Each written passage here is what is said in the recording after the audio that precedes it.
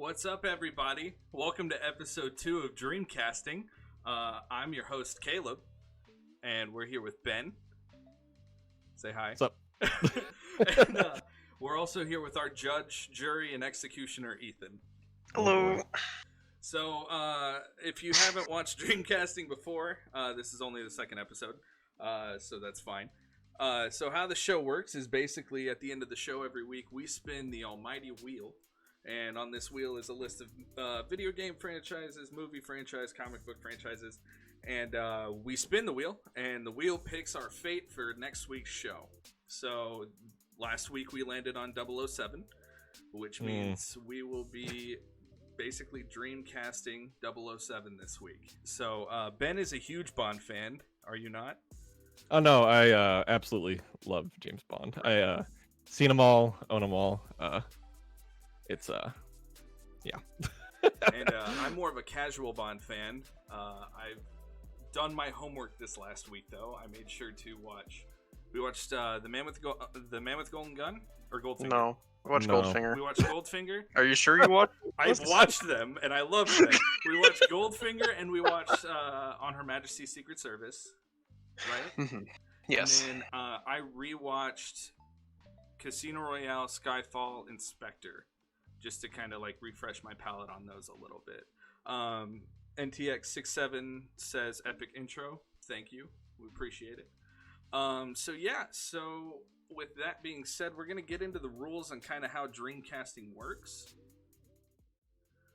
So the rules of the show are, 1, our picks must be living, so we can't pick any dead actors or anything like that because Otherwise, I would have just picked Sean Connery to play Bond. Exactly. What Sean Connery is alive, isn't he? Oh yeah, he is alive. Like, oh my gosh, how old is he? Dude, he's like, I talked about it with my grandpa last week. He's actually 89. I looked 89. Yeah, Holy perfect, crap! Perfect age for Bond. Perfect age for Bond. Exactly. Definitely. Okay, so I should have picked him then. I should have picked A him. dirty old man running around. Right. So number 2 for the rules: if the franchise is already a movie series, you cannot use any of the current actors in that series. An example we like to use is with the MCU. We can't. So like if we're casting Scarlet Witch, we can't use Elizabeth Olsen. We have to find someone else. Rule number 3 is we are not pitching the movie. We are actually just picking the actors to play the characters. Pitching a movie might come in to play a little bit just to kind of give an example of what we're talking about. But we're mostly just pitching the characters here. So, with that being said, is there anything you guys want to say before we get started on our Bond Dreamcasting? Someone in the comments asked best of the Craig Bonds. Easily Casino Royale. Yeah, Casino Royale. Spectre, for me, even rewatching it, I was like, this is like, it's Spectre's fine. okay. It's okay. I was just, I don't know. It just. I don't vehemently hate Spectre like a lot of people do, but like Yeah. a lot of Bond fans do at least. So, It just. but it's definitely middle of the road Bond. yeah, movie for it's that one, but it's when its action pieces are great and it's okay. all that stuff, but it's Has just a like, really cool title. It does have a cool Yeah, title. Spectre. Yeah. And that opening sequence where they're doing the Day of the Dead. Oh yeah, that's sequence. easily the best part of the movie is the Yeah. opening. Exactly. So. And then it just kind of slides down. How sad. So Yeah. okay. So with that being said, we're actually I like to show kind of a little video of what we're going to be talking about this week. So in case someone in the audience doesn't know Bond, For those who haven't seen or heard of James Bond before, It's yeah, kind of hard, good but luck. possible. It's very possible. It is very possible. So yeah. So I mean, I'm up to this weekend, Caleb had only seen like 2 of them. No, I'd seen more than 2. I'd seen 3. a lot of Brosnan. I'd seen a lot of Craig, and I've seen Okay. 2 of Connerys before that. Alright, so that makes versed up like enough. 10 of the 50 that There's exist. not 50 movies. Maybe Okay, not for there's an average 50 Bond years. fan. Maybe not for an average Bond fan. Gotcha. Okay. Well, we are going to go ahead. I'm going to show you guys a kind of James Bond package to get you in the mood, to get you in that kind of Bond 007 kind of mood. So here we go.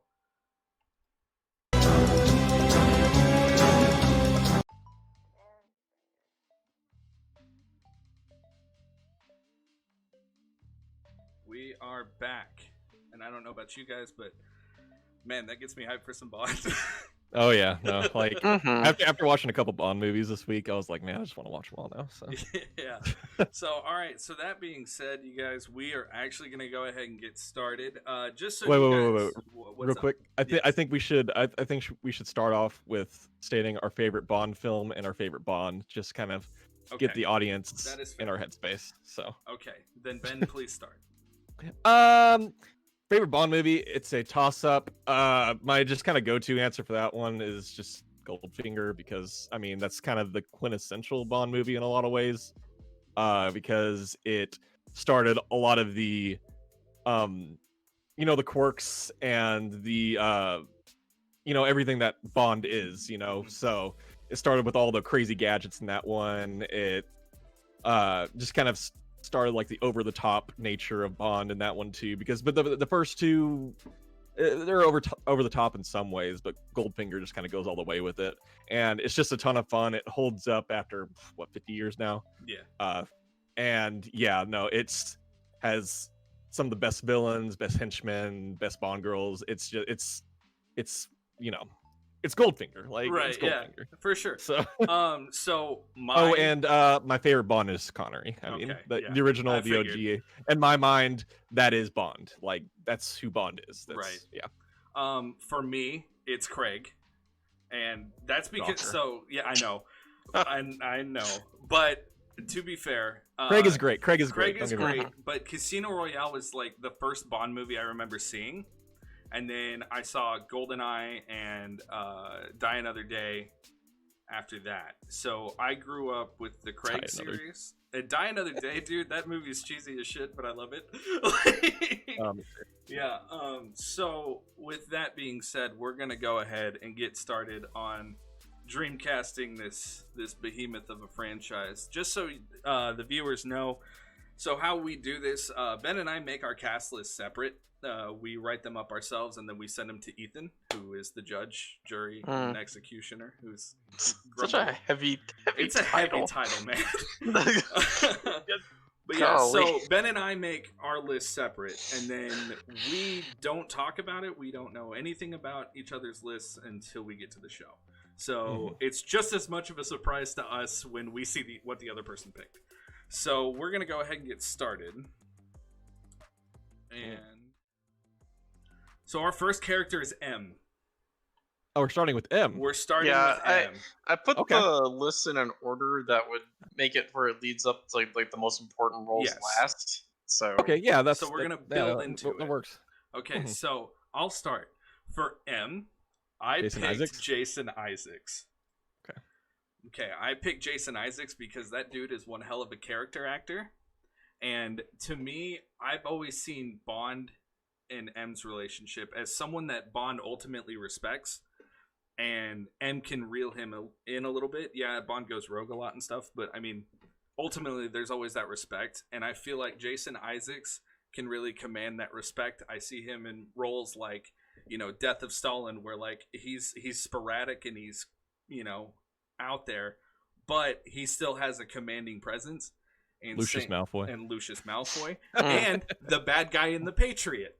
So, oh yeah, no, he is the bad guy. Yeah. And he's like in that movie. Every time Jason Isaacs shows up, I think, man, this dude is like, he's killing it, he's selling it, and he gives 110% to every role he's in. And I yield my time.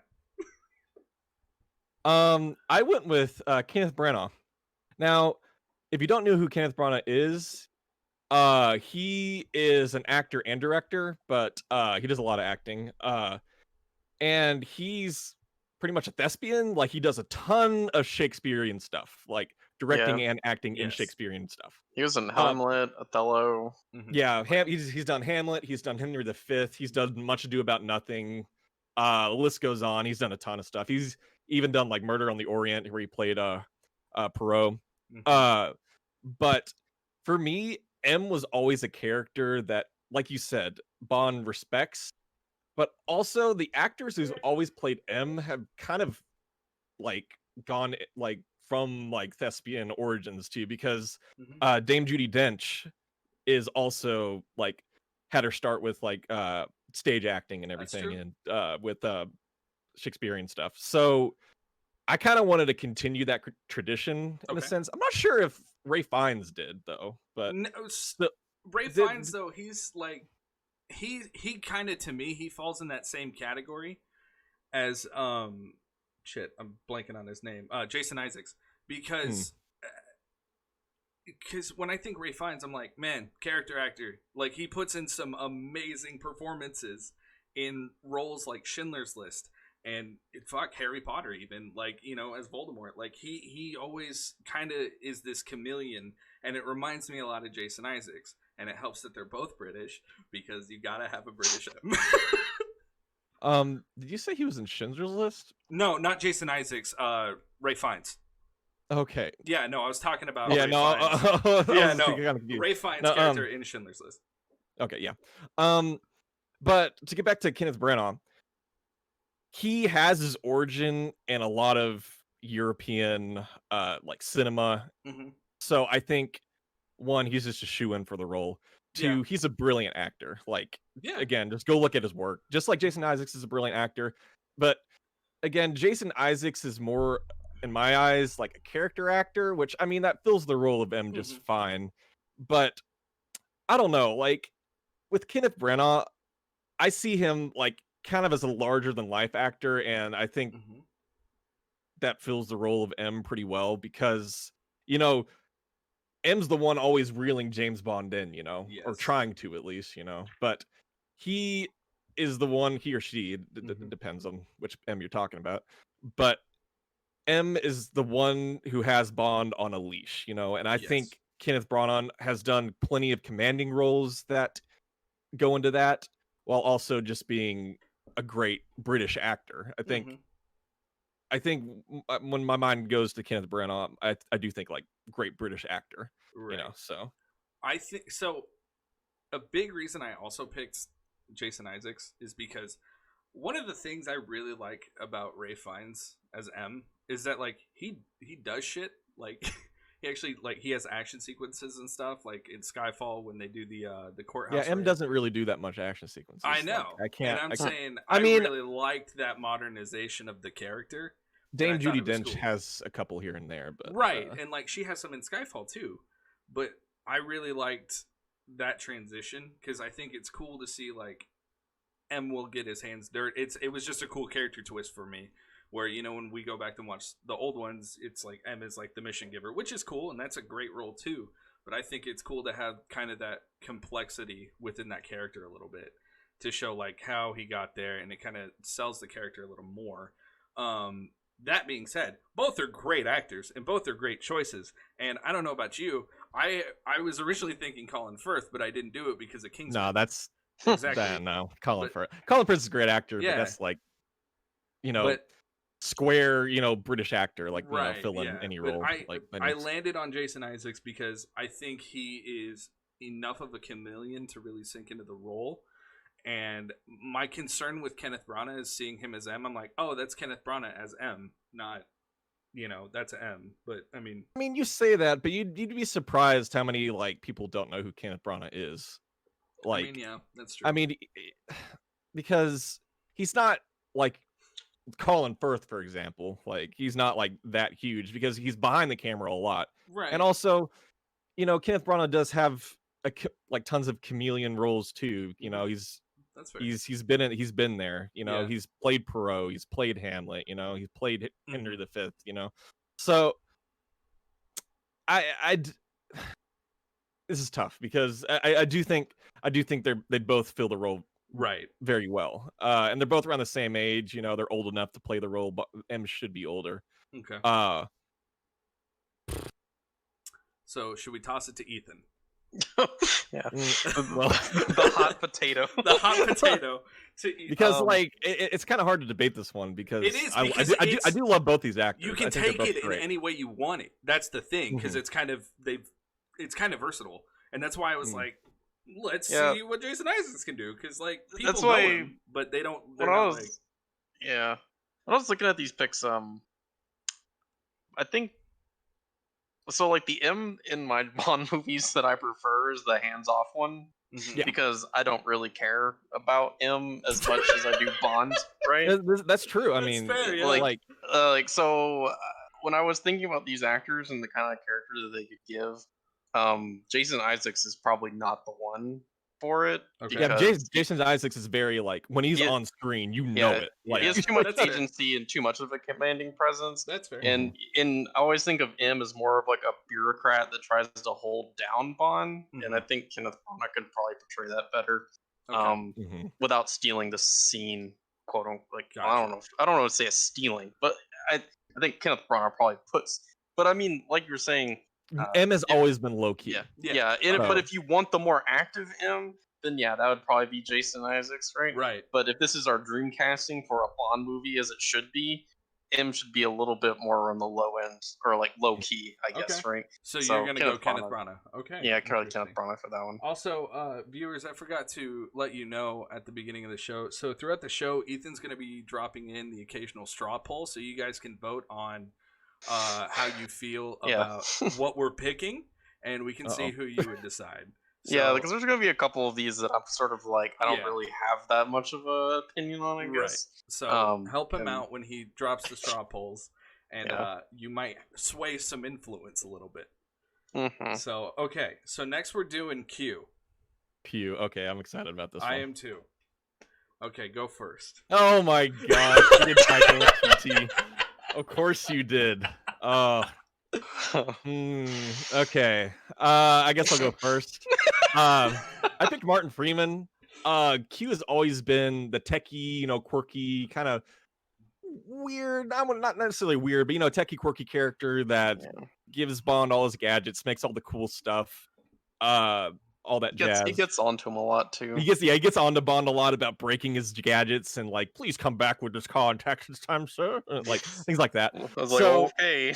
Yeah, well, I'll try, but here's your laser pen, things like that, laser watch. But I think Martin Freeman would just like slip into the role like a glove, honestly, because again, like I said, Q is the quirky techie guy, and Martin Freeman has played like a lot of roles, kind of like the quirky role, also the techie role too. I mean, he was the techie guy in Black Panther. But also he is just like, he chews up the scene whenever he's in it, and every time Q is in it, he does as well. I mean, didn't John Cleese play him? Yes. I think, yeah, John Cleese did play Q in the past, unless it was R, but whatever. Same character, basically.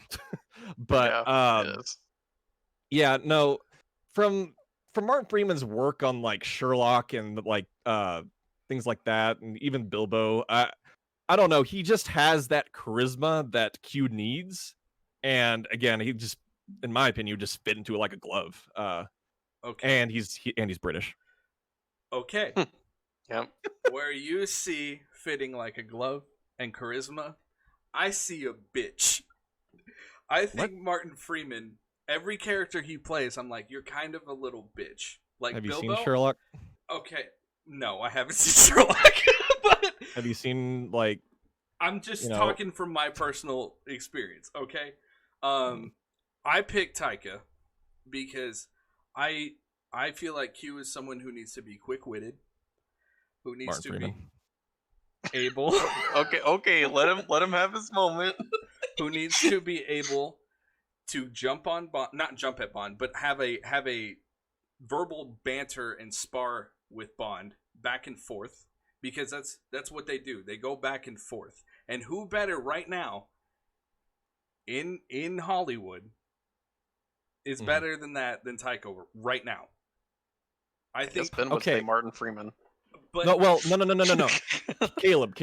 You're coming from the angle of him being a writer, because all the stuff he like inserts himself into, he writes as well. Yeah, okay. Let him write it. This isn't, I mean, I think he's a witty guy, and I think he's a great director, and every time he's on screen, he's wonderful. Right. But I think he would be like too much of a character, honestly, for Bond. Like, because like every role Taika Waititi's ever been in is very much larger than life, and I mean, so is Q. Every Bond character is larger than life. But like John Cleese played him. Okay, but and John, my thing but with John Taika, Cleese was still like reserved in those roles, and I've my never thing seen. with Taika, I've seen Taika do reserved. He did it in Hunt for the Wilder People. He plays a priest in Hunt for the Wilder People, and Yeah, he is the joke in that, but it's still a reserved kind of sequence where it starts out like a normal service and it just twists into this joke of this preacher's just saying outrageous shit to see what he can get away with. And I think if Taika brought that in, and who knows, maybe he wants to write it. I don't care. I'm not pitching the movie here. And chat is even saying that they want a Bond movie directed by Taika. They're saying Taika is Q. I can dig that. And I think that with Taika, you can really get a cool flavor with Q that isn't like Ben Warshar, isn't like John Cleese. He'd bring his own spin to it and bring his own brand of humor to it that would be witty, but he could also play kind of that eccentric, weird, techie character. Mm, and I don't know. DJ XCOM says, I think the Freeman pick is the traditional pick, but Taika is the fresh and interesting new risky pick. And I agree with that. And if this was a fresh new take on a Bond movie, yeah, definitely I would pick Taika. But if this is like we're casting the quintessential like Bond movie, that's what we're doing. But I think like this is Dreamcasting. I think Martin Freeman would fill that role for the quintessential, just like when you think a Bond movie, you know. That's think, fair. I think like I think this is the difference between where you and I are splitting. I think you're wanting to get more traditional Bond, and I'm wanting to get new. I mean, people have been asking for that for years to go back to traditional Bond. So. I'm fine with them doing whatever because I'm not as deeply in it. I like it and I like it a lot, but it's not something where I'm like I would love to see a new take on characters like Q, Moneypenny, M, because like Bond has created all these tropes throughout 50 years where hell, I mean, even Mission Impossible started copying some of it with the last few entries with Alec Baldwin and all the side agents and stuff like that. So I think it's cool for Bond to not only keep its original roots, but to spearhead in new directions and giving new kind of ideas to these characters that have been around for 50 years. I think that. I think Taika would bring a really cool edge to it, man. I think, but like, for me, like, I just can't see like Bond and then Taika with. Like talk, how he talks. Like don't get me wrong. I love Taika and I love his work and I think he's hilarious. It's just him in this role. I can't see it. Like as just a longtime Bond fan, it's just kind of hard for me. To me, he's a modern day John Cleese. Like this, like it's the same delivery. It's just the difference is John Cleese came from Python. But like Taika, man, everything Taika has done and everything he has touched has been gold. Like that's how it is. Like he has not made a bad movie. He's not given a bad performance. We don't know if he's making this movie. I'm not saying he's making it, but I'm saying he hasn't given a bad performance, and he sure as hell hasn't written anything bad. So like even if he has to write his own dialogue, or even if he's giving his performance, chances are it's gonna be good, and chances are I think he would something cool to that character. I think it would be an interesting take on the character, definitely. But I think just Martin Freeman as Q, I think it just works a lot better if we're doing like quintessential Bond movie. Okay, well, like for Dreamcasting. So. Gotcha. Okay, well then we'll toss it to Ethan. Chat, let us know how you feel. Yeah, for this one, I'm gonna put the link to the straw poll in the chat. Sure. So basically, if you click that link, you'll be able to vote, right? And it's basically like who you agree with more is like Ben or Caleb. And I'm Ben, by the way. And I'm Caleb. Ben and Caleb. And it's very simple, just kind of like yes or no type stuff, right? Because once again, for this one, like if I was just gonna straight up pick it, I would probably pick Martin Freeman, but that's because I'm partial to the older Bond movies. Right. I definitely have an uphill battle tonight. I definitely have an uphill battle tonight. And I don't believe in like the risky take thing. So right now this poll's split 50-50. Oh, really? Yeah. Fodder Gobbler says, I feel like Ben is a little too close to Bond for this one. I mean, that's the point, isn't it? Hello, Amy. Thank you for watching. So it's split 50-50. We need one more vote. Again, like the last one, I don't think that Taika Waititi is a bad choice by any means, and I don't think he's necessarily given a bad performance. But the majority of the stuff he's acted in has been written by him. Yeah. So the studio might take that out from under him, and just not give him a good a script or anything to work off of. And I don't know. I think Martin Freeman, it just kind of that's gonna tell Taika not to write it.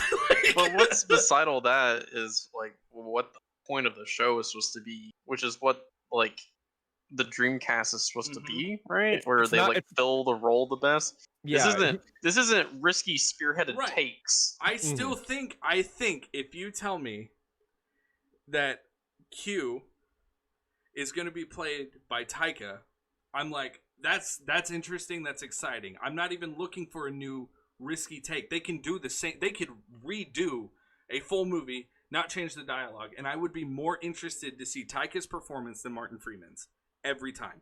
That's just me personally.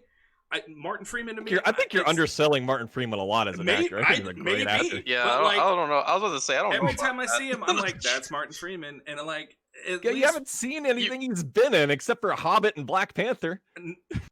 And you also said that about the last actor. Yeah. Okay. Fine. Whatever. Screw Bilbo. Screw Bilbo. Thank you. Man, I think the wit of Taika would be really cool as Q. That's just me. And we knew tonight was gonna get heated. We're only 2 actors in. These are the no characters. Yeah, these are. This is why I put these ones at the bottom. Because I was like, oh my God. Okay, so how's the fan view? Or how's the fan poll? Still, it's 1 vote in your favor, actually, for Taika. Really? Should we call it? Sure, I guess. Okay. That's 5 votes. So, I mean, that's pretty good. Okay, we only have 15 viewers right now, so that's pretty split. That's fine. I mean, either way, you can't really go wrong with either of them. Right. And like was pointed out earlier, it's Taika's the spearhead pick, and then Martin Freeman's he's definitely the more pick. Yeah, he's definitely the more popular comedic actor out of the 2. For sure. And for sure. But I mean, Martin Freeman has been done many comedic roles in the past. So that's fair. Okay. So that brings us to M. You mean Moneypenny? M? Or Moneypenny. Or did yes, M? I'm sorry. Moneypenny. Next is Moneypenny. The other M. The other M. You vote. There's a poll. There's a poll that was posted earlier in the chat. If you want to repost that, there will be other. If people are just tuning in, they might not have the poll. So yeah, we might come back to that. Well, there'll be other polls later. Sure. So if you missed that one, do not worry about it. For sure. Okay. And I'll post the link when it comes.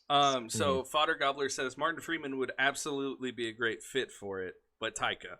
And I mean, again, Taika's great. That's my thing. It's I could see them both. I'm not saying even that Martin Freeman would fuck it up. I'm just saying man, Taika in that role would be dope, and I want to see what he does, and that's my thing. So, yeah, the poll might have expired because we just moved on. So, more of them will come later on. Yeah, more will come tonight. So if you missed that one, don't really worry. Right. So, okay, so Moneypenny. Ben, tell me why it should be Emily Blunt. I knew you were going to pick her. Okay. What? I feel attacked. Please stop. Okay. Okay, what's her name again? This is, I got to make sure I say it right.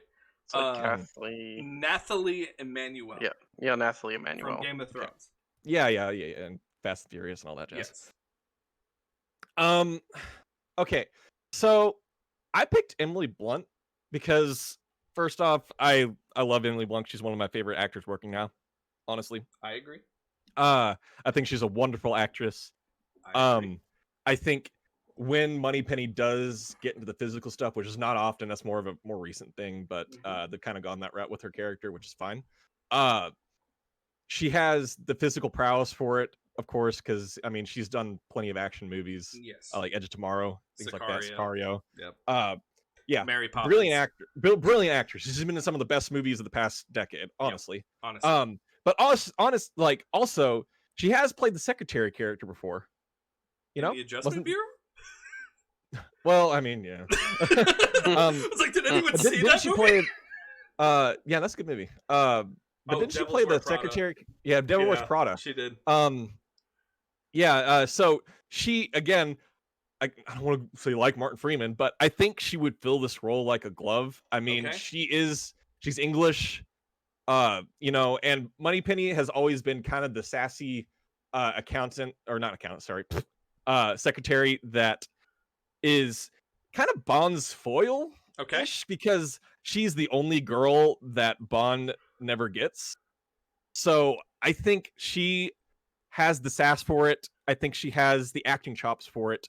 And again, quintessential Bond role. I see Emily Blunt fill this role much easier than Nathalie. Interesting. Yeah. So. Okay. First of all, I want to acknowledge the chat. Welcome, Ryan. Appreciate you coming in. So Ben, as soon as this came up, the chat flooded with Emily Blunt. Mm-hmm.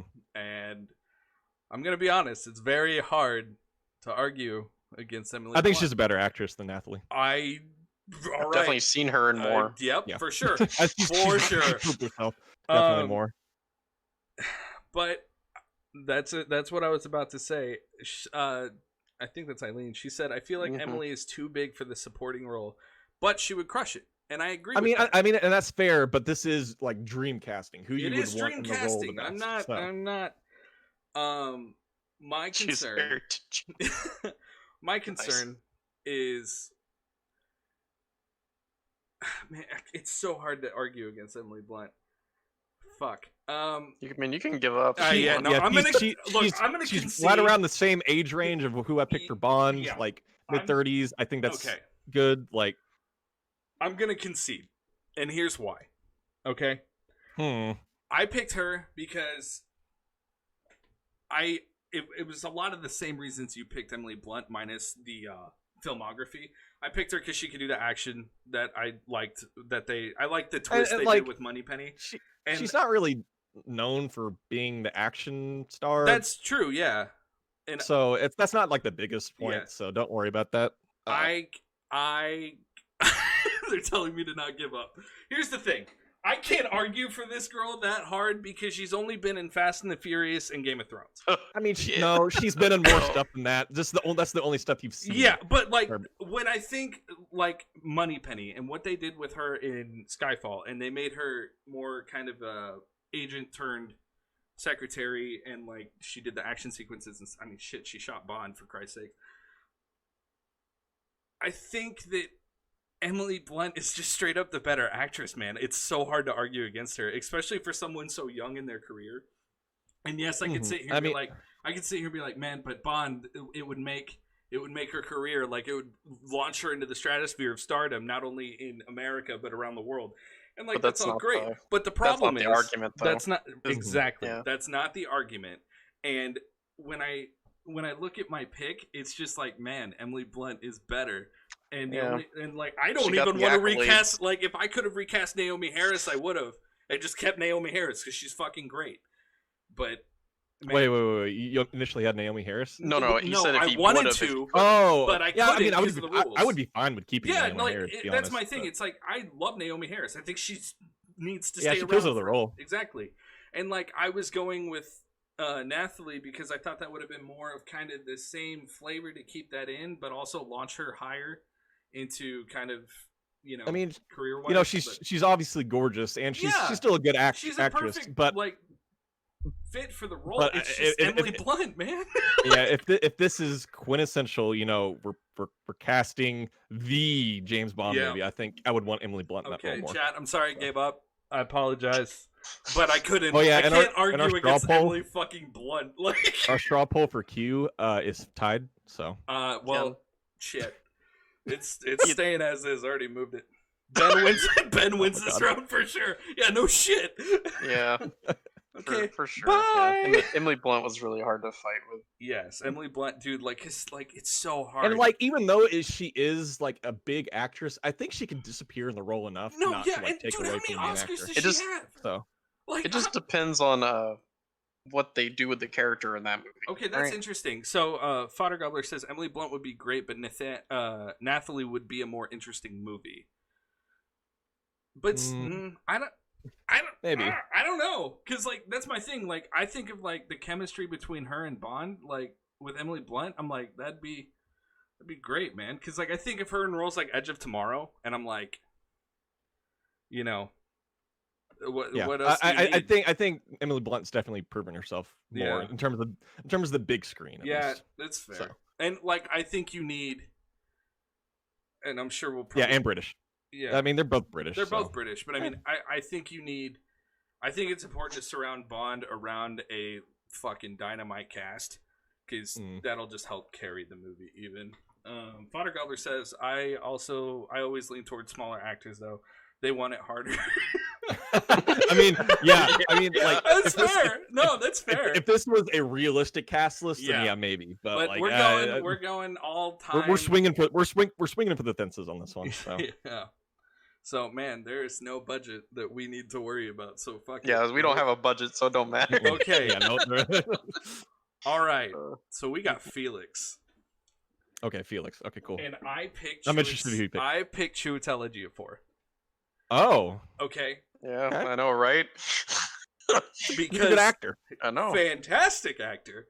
Yeah. No. And yeah. This is understanding. The dude is British, right? Yeah. He plays a better American than half of the American actors I've seen.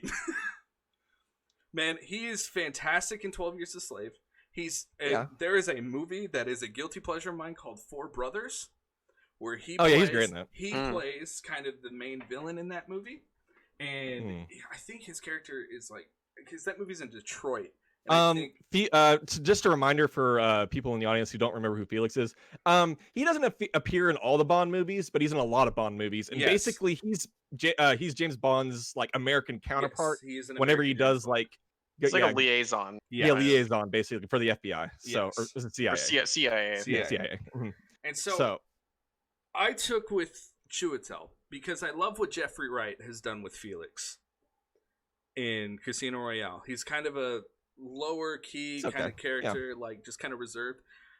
I see Chiwetel Ejiofor being charming as fuck, and just really, I want to see like a Bond and Felix, because like they're kind of buddies, like they just they team up every now and then, and I want to see that chemistry between Bond and Felix, and I think Chiwetel Ejiofor has more than proven that he can work with the cast and that he can be charming as hell. He will look good in a suit, and he can pull off the action. Okay, he can pull off that action, and he will not only be able to blend into the cast and the role, he will also not distract from Bond, because he plays very good supporting characters, a la Doctor Strange as Baron Mordo. And Eileen says he also flips between action sequences and providing information very smoothly, and it's very enjoyable to watch him. And I agree with that. I think Chiwetel really sells kind of that class, and when you need him to, he can really hit those dramatic moments too. That's my pick for Chiwetel. Okay. I don't disagree with anything you said. I think Chiwetel is a fabulous actor. It's just, it's kind of hard for me on this one because I picked my Felix specifically for the person I picked as Bond. So this is like the only person I did this for. Yeah. So it's kind of hard doing that because we haven't gotten to that, but it's fine. I can do it. I think Anthony Mackie is, of course, he's an established actor. Everyone knows him as Falcon. Papa Doc. But he's done a lot more than that. He's done, Hurt He was Locker. an 8 Mile, bro. He's an 8 Papa Mile. Doc, Yeah, bro. He's Papa Doc. He is an 8 Mile. Yeah, he's great in that. But I think for me, he just it's just kind of it's kind of like the last one. It's kind of hard to argue against Chiwetel, but I'm not going to give up. That's smart. Because I think this show will be 20 minutes long. Yeah, exactly. I don't again, I don't disagree with Chiwetel, but Anthony Mackie, he has acting chops too. Yeah. Like he really does. Like he's been in multiple like Academy Award winning movies. Mhm. He's played like the secret agent, not secret agent, but like the government agent multiple times. Even Falcon kind of fills that role a little bit. I mean, it if you wanna- definitely does for yeah, sure. Mhm. but I think I'm gonna go to bat at he's actually American. Oh, that's a low fucking Yeah. blow. Don't you? He's Yeah. actually Dude, that's Chiwetel played true. Solomon Northup And- in 12 Years a Slave, and he was amazing as an Oh American yeah, it in was that incredible in that, and Dude, there was nothing wrong with him Four playing that. Brothers, And he I plays think a gang leader, and he's fucking amazing in that movie. Don't even Yeah. come at me with he's actually American. Like, what the fuck? But Who cares? but he is actually It American. doesn't matter. and would you ever cast an American as Bond? Okay. No. Why never. would I put an No. American in a Bond movie? What? Because It's he strictly what? British. Chiwetel Ejiofor is British. I can do it too. Like, But Felix is an American. that What? doesn't matter. Yeah, but It's Felix still- is an American. That's okay, the point. We're gonna cast an American Harry Potter. Like, it's just gonna be straight Americans. That's not my argument. I'm just saying, man. I'm saying that Chiwetel being I know. British- It's at the end of the day. At the end of the day, it it's doesn't acting, matter. you know? You're just trying to It doesn't win. matter. Yeah. But no, like Cast a New New Zealand Bond Taika. Heck yes. I mean, Yeah. wasn't one of them from like New Zealand, or one of them was from Scotland? I know. Yeah, that's Connery. No. Like, well, yes, Connery, but was it Lazenby? Or I think Lazenby was from New Zealand or something? Actually, sorry, I gotta look this Ethan, up. why don't you make He's a straw? Australian? Ethan, Yeah, why don't George you make a Lazenby's straw Australian. poll? Ethan, make a straw poll for this one. Let's see how it goes. I haven't really argued Anthony Mackie that I much. No, know that's I- what I'm saying. Let's make a straw Like, poll. but I Before I make a straw poll, I gotta say that, like, on my opinion of this, like, I view Felix as more of like an incompetent type character, and I think Yeah, and that I think Choodle Anthony- is, yeah, Mhm. Choodle is too too competent Oh my to God. be Felix. oh my I think God. Anthony Mackie can give us like a strong performance that suits that character better. Yeah, because Oh my- Anthony Mackie has definitely played incompetence pretty well in movies before. You know, like Son Never of hey, thought I'd hey, say that's the that. argument I'm gonna make too. Never thought I'd- Because like look at Papa Doc. He gets up to the mic and Bro. he doesn't say shit. You gotta be true. fucking kidding So me. true. You're trying to tell me that Eminem No, I'm- roasting fucking Anthony Mackie is what's gonna win this shit? Yes. No, Yes. but on a serious note though, like Choodle really does give like a kind of like sense of like, you know, you could trust or rely on him, and even just from just seeing him, Okay. and Felix isn't that character. Okay. Yeah. But I Bond will say trusts Chiwetel's Felix. much. Felix falls through. There's a dramatic falling out. Who's gonna deliver that scene better? Anthony Mackie or Chiwetel Ejiofor? Are you pitching the movie? Or are you No, I'm the pitching. I'm pitching a scene with the characters. That's kind of like I'm pitching. pitching the performance. Who gives a better performance of a dramatic falling out between Felix and Felix Bond? would never have that because he doesn't have the emotional range. Oh to my do God. That. Thank you for subscribing, MAZ1973. Really appreciate it. Or not subscribing, Maz. following. Maz. I don't know. Maz. Yeah, appreciate it. Yeah. No. I again, Chiwetel. It's a good pick, but Oh my God. when at the end of the day, Felix isn't the height of competence. He's not the height of I'm gonna get this done. In 'Cause fact, James Bond at the end of the points day, it all the time. yeah, James Bond is the one who gets it done. I Like, was talking about his competence as an actor, not as him as a character. hey, I'm just going to guess what you said. Oh my God! I specifically said as an actor he carries this, and this. Not well as Yeah. Felix he would deliver a confident Felix. No, fuck no. I was saying as It's an just- actor, who's the better actor? And I think it's Chiwetel. Like I mean, but this okay, isn't an Mackey's argument for better American. actor. But I mean, if we were gonna go with better actor, we should go back to Martin Freeman and change Taika Oh my Waititi. God! But oh my God! I'm specifically saying. It's just, I think oh. with Anthony Mackie, he's done he's done the secret agent kind of role before, the government agent. He has an air of confidence on screen, but not to the point where it's taking away from other actors. I think Chiwetel might send it over the edge and make it a more competent Felix. I mean, Felix is still fairly competent, but at the end of the day, Bond is the one who gets things done. I understand that. So I think because like I think with Anthony Mackie, he has a lot of stuff going off that. I mean, like Pain and Gain, freaking even Falcon, he's kind of a second fiddle to Captain. Here's my argument. Here's my argument against the competence. Okay. Here's the thing. Chiwetel was in 2012. And he was really incompetent in that movie. What? Everyone in that movie is playing an incompetent character. If we're just gonna pull up shitty movies our actors have been in, I got tons I can pull up. Hey, I'm just saying, because you guys are really hammering home this competence, and I was specifically talking about him as a performer. He was in 2012, and everyone in that movie is incompetent. Because they just can't understand that the world is ending. They fly a plane into a building. I think you're missing the point. I'm not. I think this conversation has derailed. To concede. I refuse to concede because in no universe. Here's my Chiwetel Ejiofor. No. As of right now, Ben has more votes. You gotta be kidding me. He's got more. So here's my final argument on this. Okay. I think with Chiwetel, he's like such a good actor and has such like demanding screen presence that he would detract from our bond. I don't think Anthony Mackie would do that. Okay. What's the straw poll, Ethan? It's in Ben's favor. By how much? By 50% or more. Holy fuck. Okay. All right. Do you agree with Anthony Mackie? Yeah, I do. Okay. Falcons are fucking Felix.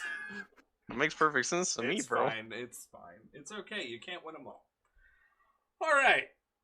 Next is the one, man. If these have been heated. Oh boy, what's the next one? Jaws. Okay. Oh, I don't think this one is to be as heated. You see who I picked? No. I picked The Big Show. The Big Show. What? No. Yes, bro. No. Give him his role. Okay, we picked. We wanted to pick a iconic henchman to be in our quintessential Bond movie, and we think Jaws is pretty. Jaws is 100%. Other than Oddjob, he's like the only henchman that has been in more than one Bond movie. So mainly because he didn't die. Yeah. Michael says, "Well, it's The Big Show." Okay. Here's how I'm going to start this argument. Who would win in a fight? The Big Show or the Mountain in real life? Matter. The Mountain. It doesn't matter. The strongest man in the world. That's who I picked. The Mountain from Game of Thrones. It does not matter. His name has the Big Show acted in anything? Yes, in Not many really. WWE. Yes, he acts every Monday night at 7:00 on USA, baby. Okay. That's not. Wait, you mean wrestling isn't real? No. It's acting. Let me make my Big Show case. Okay, go for it. Yeah, I need to hear this. All right. Yeah. Show, bro. In a world where Dwayne "The Rock" Johnson is a superstar and one of the most recognizable faces on the planet, you have Dave Bautista now turning into an acting career. Correct? He's delivering game-busting performances. There's tons of WWE stars that have gone into acting. It is time for The Big Show to have his day in the sun. The Big Show has lost an enormous amount of weight and is now super cut. And he looks jacked here, but as chat just said, the pick is old and he has abs now. Okay? Okay. People drop or gain hundreds of pounds for roles. Are you a impartial judge or not? I am impartial. What do you mean? Listen. That man has been in that ring for 20 fucking years. All I gotta say is it is his time for the Big Show right now. It is his time. Failed for countless other characters. It is his time to have his moment in the sun. Jaws does not have to talk. Jaws just has to bite. Yeah, and Jaws be is intimidating. Yeah, Jaws is mute. So like you do not need any dialogue from him. All you need is physicality, and for him to be physically intimidating. Who has physicality more than the strongest man in the world? Still thinking about Big Show? Still speaking about Big Show? Yes, the Mountain is terrifying because he is big and massive, and he was scary in Game of Thrones. However, he died really quick, and the Big Show has never died. That's a terrible argument. And the Big Show, I'm just going to tell you right now. Big That's Show- a terrible argument. the Big Show has been intimidating for 20 years. And it is time to put him in a movie a la The Rock as the Scorpion King, a la Dave Bautista as that scary guy with the fingernails inspector, and fucking Blade That's true. Runner 2049. It is time to put Big Show in a role that will launch him out of the WWE and into the mainstream of Hollywood casting. Before we move on to Ben's argument, I want to remind you, this is supposed to be the Dreamcasting for the best actor for the role possible. It's Not the Big trying Show. to give someone their break. No, I understand that. But I'm telling you, when I think intimidation, and I think... I don't. Okay, Ethan, you're not the tallest guy. Imagine standing next to the Big Show. Yeah, and then imagine putting me next to the mountain. I'm not worried about the Mountain. He's a very nice guy. I've never seen the Big Show be nice. So is the Big Show. No, He plays D&D with a bunch of celebrities. it doesn't mean anything. Okay. Can I All right, have my Ben. argument now? All right. Or it's not going to be much of an argument. Go ahead, Ben. Just Okay. tear them apart. Okay, so Jaws as a henchman is basically the Terminator. He doesn't really speak. He's basically invincible. He can tear anything up. You know, he can He bites shit. he bites shit. He bends yeah. Like He bit through a he- steel you- cable. yeah, he's been through a steel cable. You don't need a class A like actor for this. This is an acting role, so we both got that like right. The physicality. Big Show's huge. You're on point with that. However, who to you is more intimidating? Big Show. You can't tell me that with a straight face. That Okay, Big you Show literally is smile more every intimidating time. Big Show. than What the the literally laugh. Mountain. You literally You- laugh every time you say that, Caleb. Exactly. bro, You can't The even. Mount- bro. And there's no okay, way, bro. his name is. I just want to say his name once. Hapjor Julius Bjornsson. The dude Yeah. is almost 6'10". He's 6'9". He weighs 452 pounds. What strongman can beat that? How much does Big Show weigh now? Like, let's see. Let me look it up. Big Show weight. 383 pounds. He almost has 100 pounds on Big Show. Look, Big Sh- we Big gotta Show- go with the mountain for this. like, do I even have to argue this? Like, The Like- mountain probably gives the best. hugs. Michael brings And- up a good point, though. He says, which Mountain is he, though? There are like 3 actors, so people should know which season. This one. Jackie says, This guy. Jackie says, who gives the best hugs? probably Definitely the mountain. Definitely the mountain. And then Michael also said, you haven't seen him in the ring, Grace Under Pressure, main evented WrestleMania 16 world champion. He's earned his part. I'm just saying, as a physical, intimidating presence on screen, Look, I would the love. mountain runs away with it. I would like- love to see the mountain throw away y'all's pick for Bond. Like, just step into shot and then just toss him around. Okay. Like, Exactly. it would be insane. When someone shows up on screen, who has the more impact when they show up on screen? The mountain. Or you're The like, Mountain. oh shit, the Big Show's here. Shit's about to get real. I would But- never say that. Okay, then we'll go back into the whole. Oh, that's the Big Show. Now I'm out of the Oh. movie. Oh, it's Oh. not Jaws. It's the Big I didn't Show. do that with Batista. I didn't. I'm not arguing for Batista. I know. But I'm saying Big Show will be in this role a la Batista. It will be No. that kind of role. No, it Where would it's never just be. straight intimidation. No, it's the mountain. Even the chat, Okay, mountain, it's mountain. All right, damn. I tried. I tried, Big Show. I tried. God. Oh, see. I Wait, hold commend you on. For Hold throwing on. in a. Jaws is always a silly character. I'm leaning Big Show because of this in chat. Jaws is a silly I character. That's 2-1 still, Caleb. Who cares? What's what we're saying? Jaws is a silly character. You telling me? Think of the grill in Big Show's mouth. I'd rather think And, of it like, in the mountain. And the mountain I'm can play a silly really role. The guy is really wholesome in real life. He's a silly guy. So is the mountain. I mean, So is the mountain. No, get Big Show out of here. Oh my god. Okay. Please.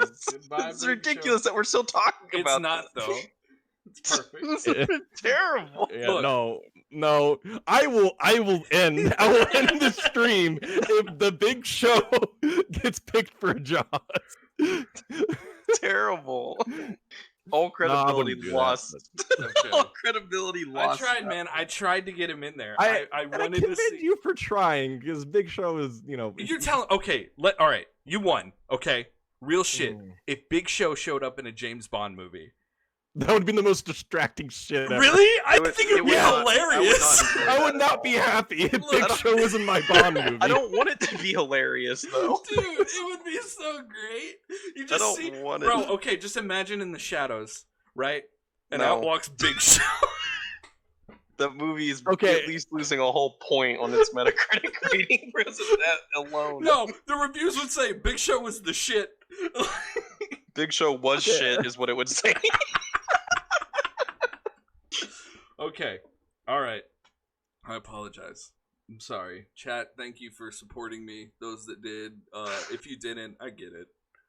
I'm arguing the impossible for Big Show. Yeah, I was thinking about putting Boba on the list, but I want the mountain. I was legitimately thinking about putting Boba on because he was the big guy at the very beginning of John Wick 3. Okay. That guy. Oh yeah. Yeah, I was thinking about putting him on it, but he's kind of lengthy. He would also kind of make sense. For the record, Yeah. Michael More says. so than Big Show. Yeah, For still the record- would probably have beaten Big Show. For the record, Mm. Michael says robbery. Robbery. Yeah, Michael I is mean, biased because Michael loves the WWE. You're right. So Okay, I'm sorry. This has been fun. All right. To those of you watching the stream right now, I hope you're having as much fun as we are. If you are having a good time, make sure you're following the channel for when we go live every Wednesday at 7. We are still doing straw polls. I feel like we're gonna have some here coming up. yeah, there's It's fine. penalties. We got some coming, and then if you are enjoying the stream, keep chatting and make sure that you hit that follow button to know when we go live. Because now, That's the only reason we didn't do one for this one, because it should never have been a discussion. listen to you. For an impartial judge, you sure have a lot of opinions. I am impartial. I've looked at both lists, and I just made a decision. Fuck, you made the list, bro. You were like, I know what You this gave is. me the list.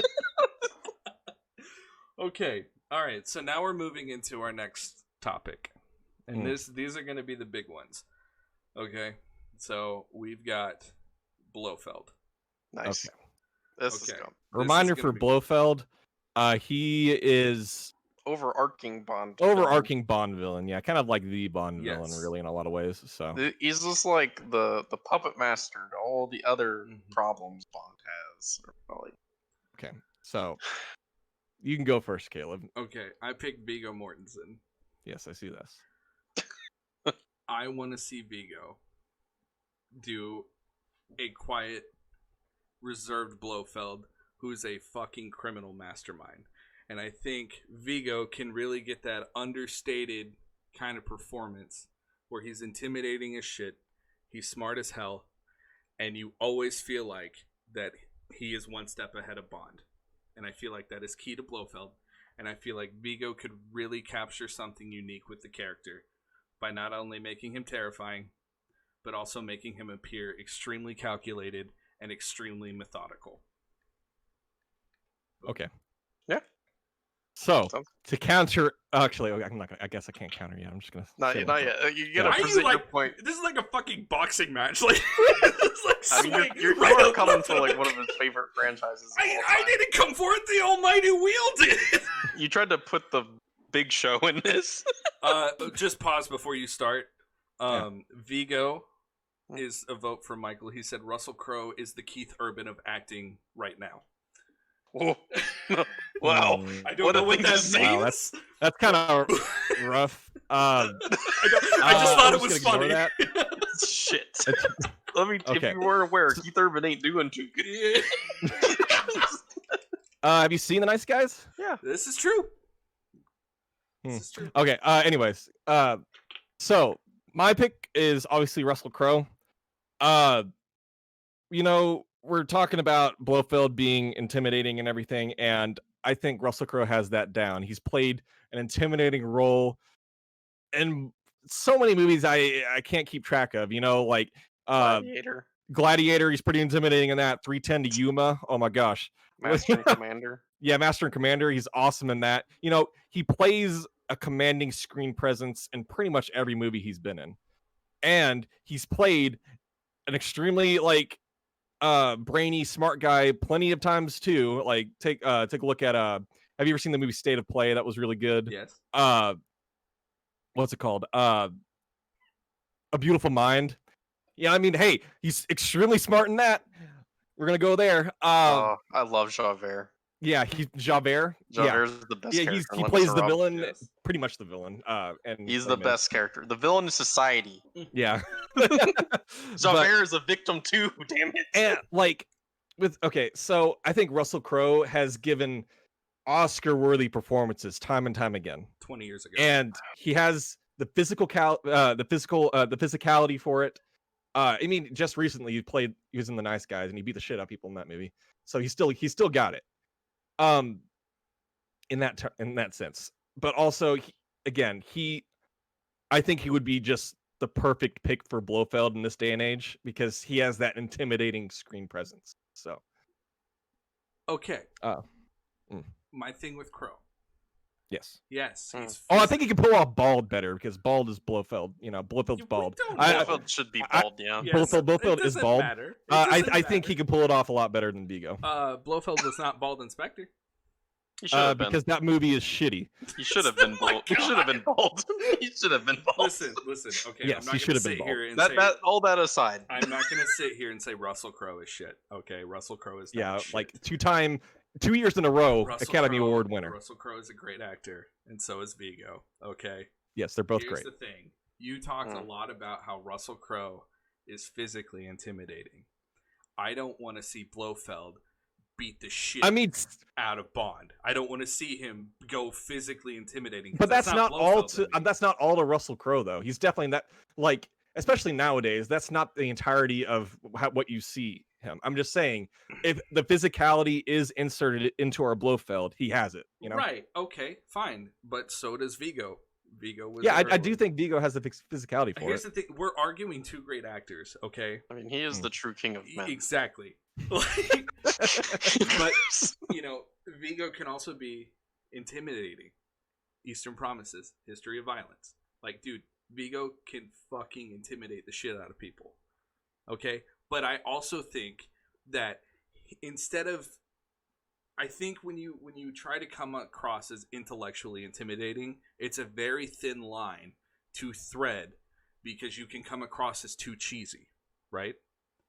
I can't remember the last time Russell Crowe's ever been cheesy on screen.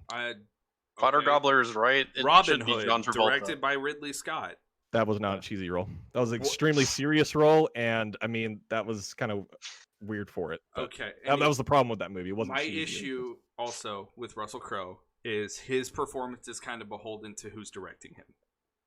Okay, this is the quintessential Bond movie, so we're gonna have the best director for our roles. That's fine. So, that's not an argument. But I think it is because I think with Vigo, I know I'm gonna get a good performance.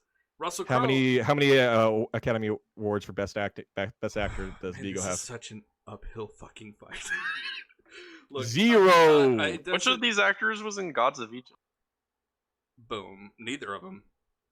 So I guess we can't pick either of them. I was like, wait, that was Gerard Butler. I was about to. My heart almost sank because I thought you were about to say Russell Crowe was in Gods of Egypt. I don't remember this. No, but that should be Gerard Butler, bro. Man, I just think when I see Russell Crowe, I think yes, he was in A Beautiful Mind and all that, where he's been an intellectual, but I've never seen him be intellectually intimidating, right? I've never felt like Russell Crowe is the smartest guy in the room, except for In A Beautiful Mind.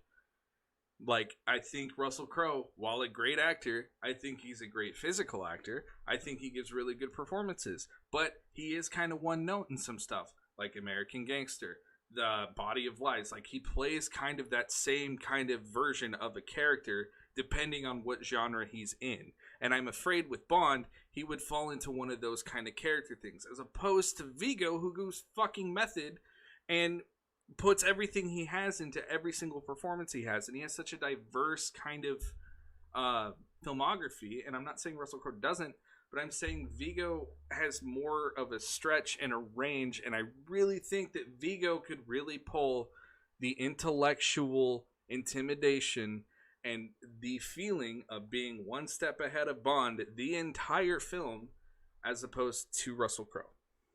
Okay. Noah's Ark, that was the one I was thinking of. It was Noah's Ark that he was in that was cheesy. And I can pull up Viggo was in the remake of Psycho. Okay. Like, you know, like there's we can pull up shitty movies that they've been in. And like, but I wasn't trying to. I was just trying Yeah. to use it as a point. I was trying to highlight the intellectual intimidation that you can get from Viggo. I think would be more substantial and important, and more than Russell. I think with the intellectual whatever, you know, like intimidation, I think Russell Crowe has plenty of that in his movies. And if we're going for the character of Blofeld, this isn't someone, we're not asking for the vast range of our actors' acting capability. We're talking about casting Blofeld, and I think with Russell Crowe's acting ability, I think he fits into that role really well. I mean, Blofeld was a character that drove a car with a neck brace on, so his girlfriend shoot someone with a gun. But the ultimate vibe of Blofeld is that he's supposed to be Bond's arch nemesis. He's always supposed to be one step ahead of Bond. He's always supposed to be, and to be one step ahead, you have to be extremely smart and be able to communicate that. And I think Russell Crowe can play that. Blofeld has his cheesy moments, but man, fuck, dude, like I really think Viggo would kill it. Like and it's not even a let's give him a shot. No, it's like I genuinely think it would be an inspired role. It would be a fucking amazing performance. And I think Viggo would bring something new and interesting to the character, as where Russell Crowe runs the risk of falling into one of his 20 character tropes. Again, with Russell Crowe's character tropes, I think those fall very nicely into Blofeld's character. I'm going to be honest.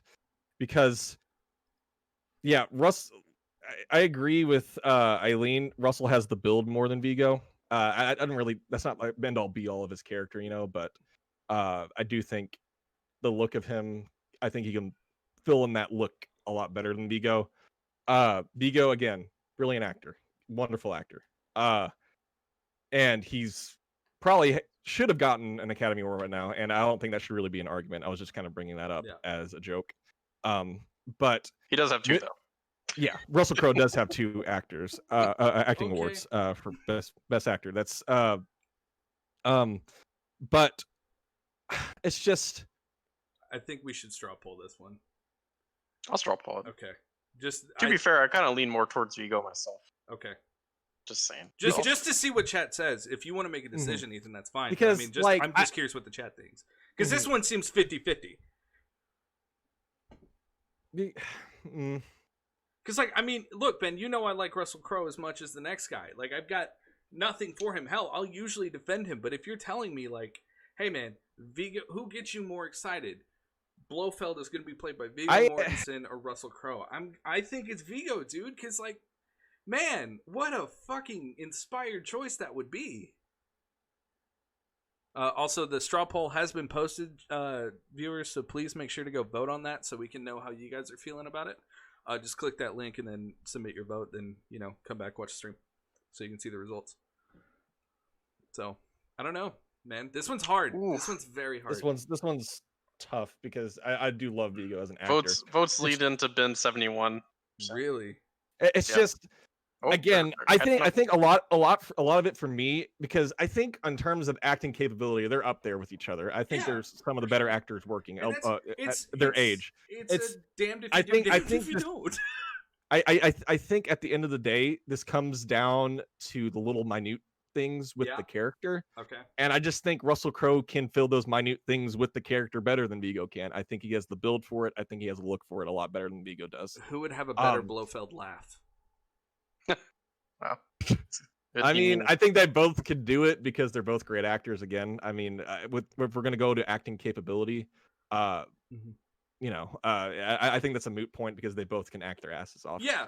It's just I think with Russell Crowe's performances in the past, I think he just fills in that role a lot better. I mean, because Vigo has done menacing before. I think he would do just fine. It's just I don't really necessarily think menacing when I think Vigo because even the more menacing roles that you're talking about, like Eastern Promises, he plays like a good like a gangster in that movie, trying to do right, Yeah. So it's not super That's fair. menacing in that role, in my opinion. Ethan, and sorry, I didn't mean to cut you off then. No, you're fine. Go for it. Yeah, Ethan, what's the straw poll at? 73% Ben, or sorry, 63% Ben, 38%. Gotcha. So yeah. Okay, so where are you going with the Russell Crowe? You're the final judge, though. Where do you lean? I mean, it's your call. Like the chat's just to see where they're at. Personally, I was gonna. Taylor wants to win. No, I don't care. No, I'm joking. I'm joking. Personally, I was gonna go with Vigo 2, just because I don't know. I just like Vigo's performances more than Russell Crowe's usually. I like a lot of movies that Russell Crowe is in, but not really because Russell Crowe's in. That's my thing. I always think like Russell Crowe's in a lot of great movies. But that's just me though. Yeah. I mean, I just like he's in a lot of great movies. I think I'm more biased to Russell Crowe because he's in some like my favorite movies ever. Like he's like, and he's always the standout in most of them, like 3:10 to Yuma, Master and Commander, Cinderella Man. I love all those movies. Yeah, LA Confidential, freaking Les Mis. I think he's the best part about that. Even not the singing.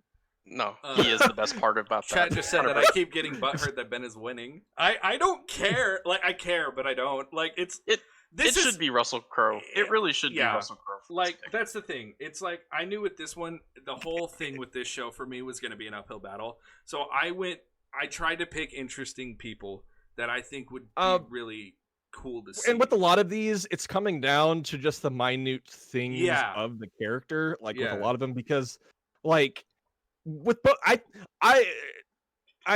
honestly, I think both of these actors could do an incredible job with the role. I really do. Different Blofeld for each one. It's just I feel like it would just the feel of the character would just be a little bit better with Russell Crowe. That's where I'm leaning towards. It would. I agree with you. I think it would though. Would it boil down to it would be two different types of Blofelds?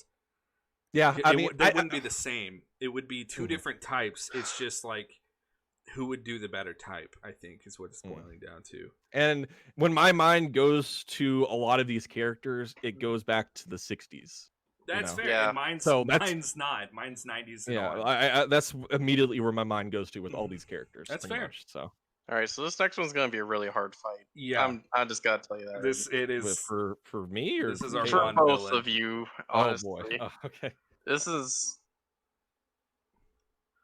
So this is Ken Watanabe. Ken man, Watanabe, bro. Okay, I picked Ken Watanabe. Okay. So full disclosure, when I submitted my picks with Ethan,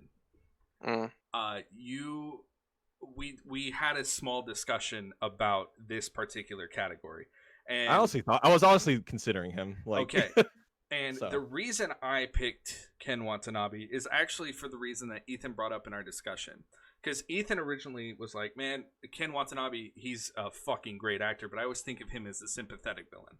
Which is specifically why I picked Ken Watanabe. Because Ken Watanabe plays sympathetic villains. And all the best villains of all time. I don't know, man. Green Goblin, he's pretty sympathetic to me. Is someone that you can relate to. Okay? I think Bond, throughout its time, has had the Asian character always be the henchman or the group of sidekicks or whatever. I think it's time to work it to the top. It's time to give a full Asian representation for a Bond villain that is menacing, sympathetic, intellectual, and physically he can, be intimidating as well.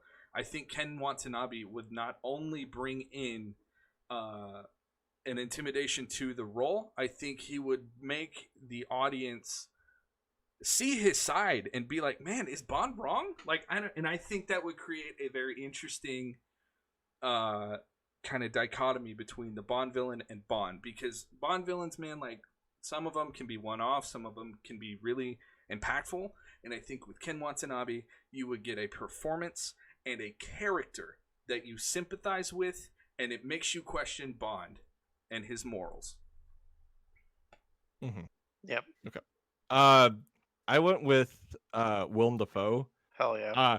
Because it took me 2 seconds. It literally this was the one actor or character on this list where I didn't even think about it. Same here. I just went straight up. I picked freaking Willem Dafoe. Same here. Because he has proven time and time again to be a wonderful character actor, Yes. a wonderful villain in so many movies. Absolutely. And this is the kind of role that I've always wanted him to play. I really just when I think Bond villain, I've wanted this for freaking like 15 years, ever since I don't want this to come down to technicalities, but no, we'll try to keep it technicality free. This idea spurned in my mind back in 2003 when he was the Bond villain in the game Everything or Nothing. Okay.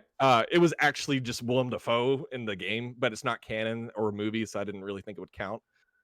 So if that is a technicality on my end, then sure, kick me out. But ever since seeing him in the game, I thought it was an inspired choice. Okay. Because Willem Dafoe can play all types and ranges of characters. It's crazy. I mean, talk about monologues, like a Bond villain should always have a great monologue, and he gave one of the best monologues that I've ever seen in last year's The Lighthouse. Okay. So I think he can pull off monologues really well. I think Ken Watanabe might not be. I'm going to go ahead and start doing counterpoints. Okay. Ken Watanabe might not be the best for monologue. I mean, he does have some great monologues. I was about to say, dude, let them fight and Godzilla and stuff like that. And like The Last Samurai, he has some pretty good monologues he gives in The Last Samurai. Yeah, there's a lot of them. I think Ken Watanabe is honestly an inspired choice. I think this is a great choice for a Bond villain. And now I want Ken Watanabe as a Bond villain in some upcoming Bond movie. And also, you are right. It'd be nice to have more diversity and inclusion in terms of the villains. So instead of just another old white guy, instead of Eurotrash, or yeah. But I really do think Willem Dafoe is just the perfect choice, because we're gonna go back to the quintessential Bond movie, and I think without a doubt Willem Dafoe can just nail it without even trying.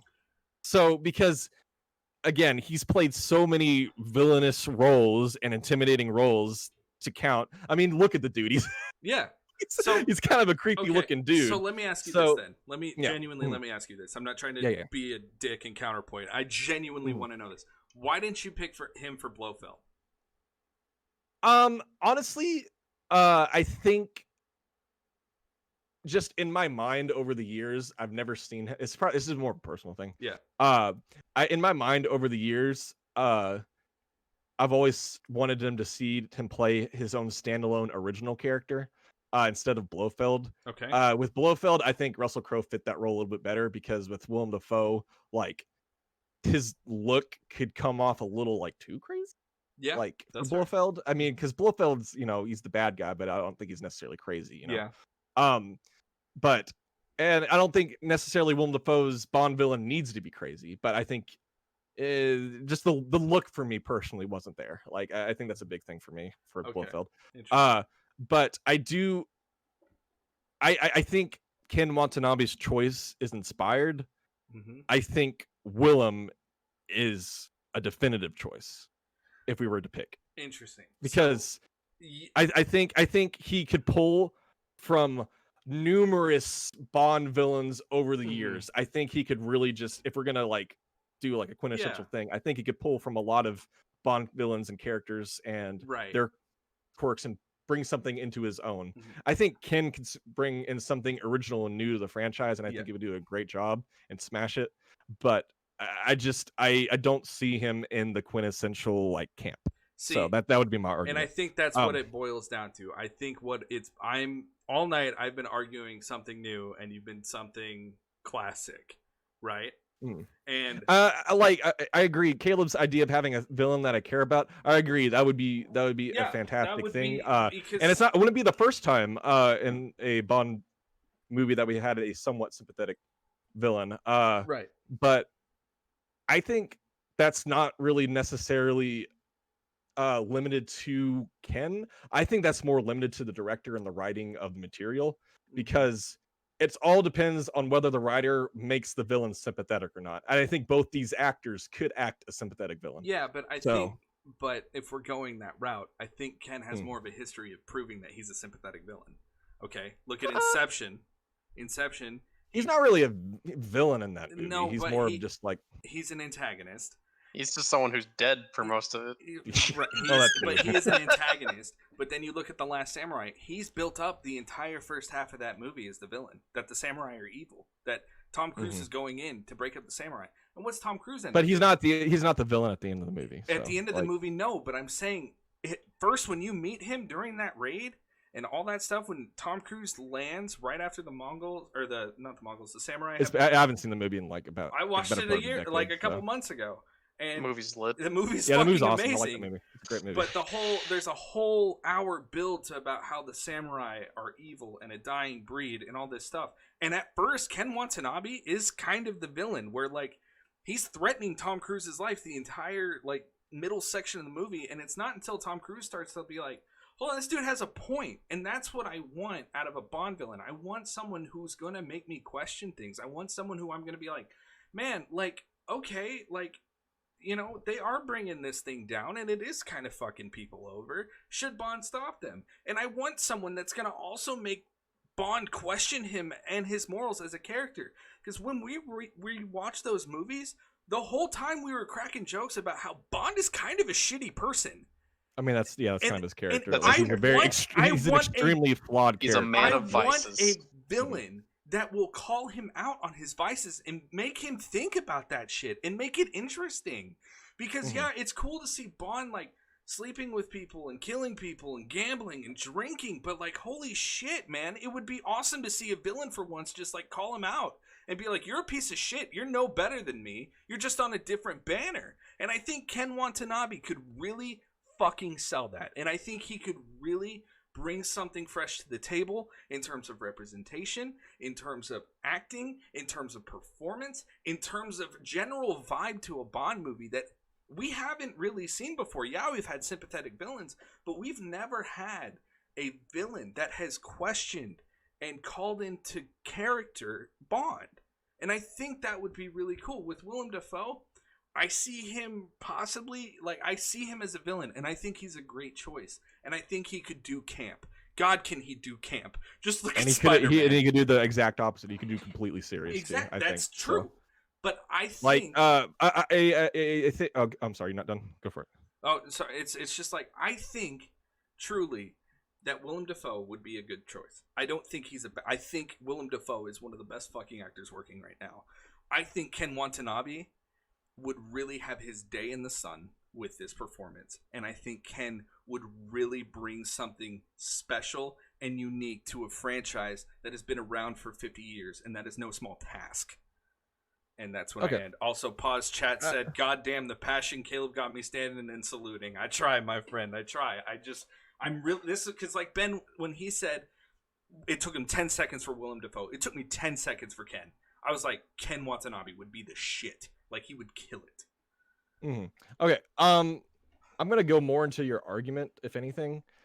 I get it. He's played that kind of character and a sympathetic-ish, like, you know, villain, and The Last Samurai, at least for the first half. But if we're gonna use like examples like that, I mean, I think at the end of the day, they're both fabulous actors, and they can do that for their character.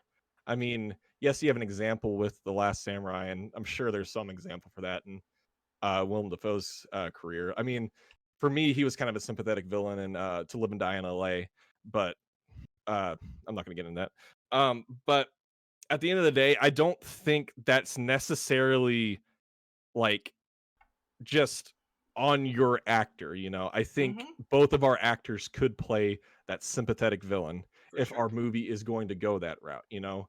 And at the end of the day, I think if we're gonna go the sympathetic villain route, both of these actors can do that. Like I easily think they could do that.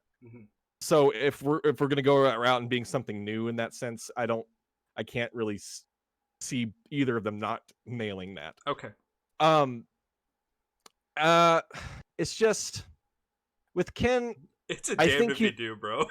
damned if you do, damned if you don't. I think Ken, at the end of the day, I think if our Bond villain is on screen with our Bond, I think Willem Dafoe is going to have a more commanding screen presence than Ken. I disagree. That's just me. Every single movie that Willem Dafoe's in, he pretty much steals the show for me. Like even when he's not the main character, like go back to Boondock Saints, you know, easily like the most memorable character in that movie. Go back to, again, I'll go way back and do Live and Die in LA. Easily the most commanding screen presence in that movie. Go back to a year ago with The Lighthouse. Easily the most maybe not easily. Robert Pattinson was great in that, but you know, extremely commanding screen presence in that movie. But with Ken, he's always great. He's always great.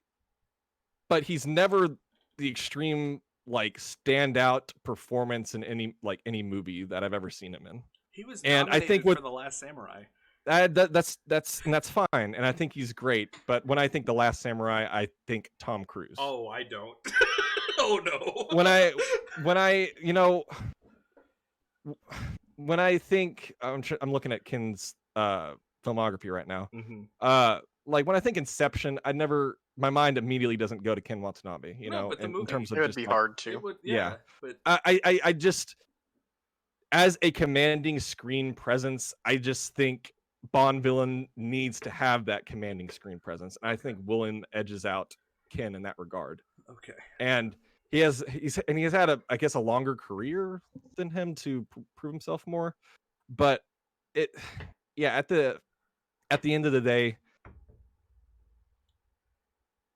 your passion for it was great and everything, and I do 100% agree that representation and all that jazz would be great for this role. But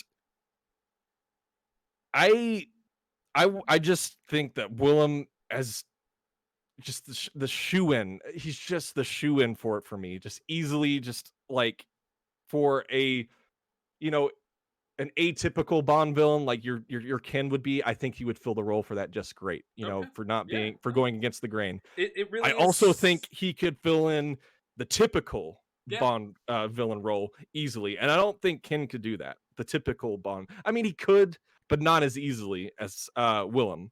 So at the end of the day, again, this comes to like kind of semantics because we both agree that they would fill the role great. Both would kill it.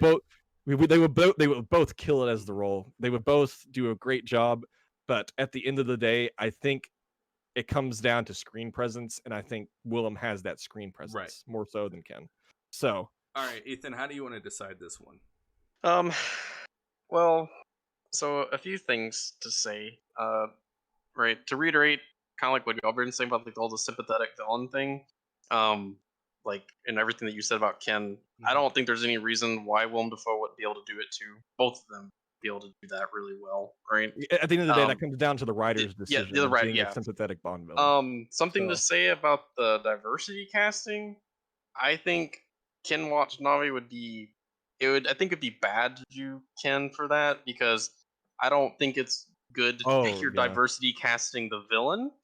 No, that wasn't my argument though. I know it wasn't. I'm just saying like it would be good to have diversity in the film or whatever, right? But I don't know if I'd want that person to be the villain. The evil Asian, you know. The evil Asian guy. And also even that kind of lends into some of the older stereotypes of like the like Bond movies. That does like the evil Asian character. Like that's an odd job, you know. But like my whole argument wasn't that he would be evil or anything. My whole argument was that he would be sympathetic. And but and that's but great. But that comes more down to cast, I'm pitching like Bond making as the villain. Okay, well then that ruins You're Ken as pitching the the movie character. then. No, That's the thing. and Yeah. I'm talking with him. Just all right. Yeah, but like, even if he is a sympathetic character, he's still going to be the sympathetic villain character, Okay. right? All right. So like he's still a villain, right? He's going to be a person who's been, hurt by society or whatever, and he does these things with his own moral code, whatever, right? Ken would be great for it, but I really do have to agree with Ben that Willem Dafoe probably fits like the role better, especially in like a traditional Bond sense. And also like only like his voice alone, like because every Bond villain has to give some kind of like stupid speech Quirk, or yeah. whatever, like about like where they're playing or like where they talk to Bond about why they do this. I think having Willem Dafoe do that would be like, I mean, it'd be like putting diamonds through a blender, dude. Like it would be insane to have that happen. And I would love it. I would love to see Willem Dafoe as a Bond villain. Okay. Thought I had that one. Damn. Yeah. I mean, no, you made. I totally agree. Yeah, with like you. there's great points for Ken. I totally agree with you, but a lot of Like, it came down to writer's choice instead of just the Bond. And, villain. and also like I would love to have both of them. In the movie, Oh to my be honest. gosh!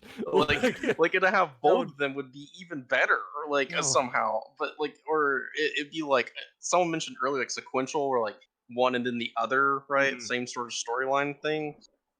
It's just that what it comes down to is like Willem Dafoe probably is just like a better standout choice just for like screen presence and like ability to fit the character of the villain, right? Because that's where I wanted my argument to be at the end of the day is screen presence, because Bond really and he really needs to be like, you always remember Bond, but you also remember the Bond villain, Yeah, so that's true. and I think Ken can do it. I do.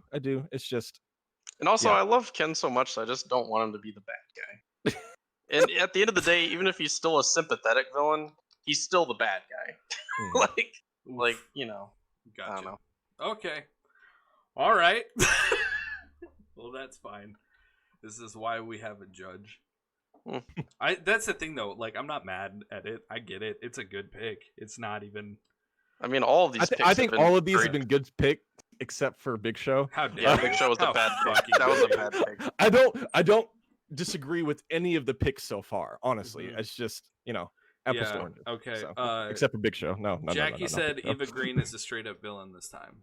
Yes. That'd be pretty No, it'd good. be cool. Bring her back as Vesper. She didn't die. She You know, didn't die. honestly, speaking of diversity, we need a Bond villain, like a Bond female villain. I mean, there's Dude. been a couple in the Oh past. my god. Like that's why I like. I'm afraid Bond would just have sex with them. Well, that's Yeah. that's the thing. That's why I think the movie "The World Is Not Enough" is kind of slept on, is because really the Bond villain in that one is the Bond girl, Yeah. and I think that was a fun twist in That's that a good one. point. Yeah, I never. So, yeah, that'd be great. Like I want them to like kind of go the Dude, distance. with that imagine, You idea. almost get that in Goldfinger. imagine- You Almost, almost. yeah, Dude, almost. imagine Kate Blanchett as a Bond villain. Yeah, honestly, Holy like shit. so. That'd be awesome. Mhm. Yeah. Eileen said, "Yes, please. Just a villain, not a piece of meat, please." She's got Or that maybe a voice. villain that wants to be a piece. Yeah. And, oh my god. Again, going back to "The World Is Not Enough," like that was the whole thing. Like she like deceived Bond and everything, and Yeah. like lured him in, and then Yeah. I'm the villain. And Dude, like Kate actually, Blanchett would that's be awesome. Yeah. yeah, she would be great. Man, that'd be dope. All right, get out of here, Willem. Inspired casting, right there. Inspired, yes, for sure. Okay. So The last one is the easiest one. we picked the Oh, is same Bond. Yep. Oh boy! Yeah. I So hope the audience agrees with us. Dude, we I want picked- to say something really funny about this. Is when I was Yeah. searching up his name to find a picture of him, the first thing that came up in Google was Richard Madden James Bond. Like, Really? Oh, like, really? before I even put the rest of his name in, that was the first thing on the search results was Richard Really? Madden James Bond. Can I start this one off? Yeah, for sure. Um, Oh, someone said boo. So the reason I picked this one, and I guess you'll go into it too, Caleb. I didn't know that he was an unpopular pick. I told didn't I told Taylor, my girlfriend, this, and she said, "Oh, he's a popular pick." Yeah, he I is. just- I honestly didn't know that.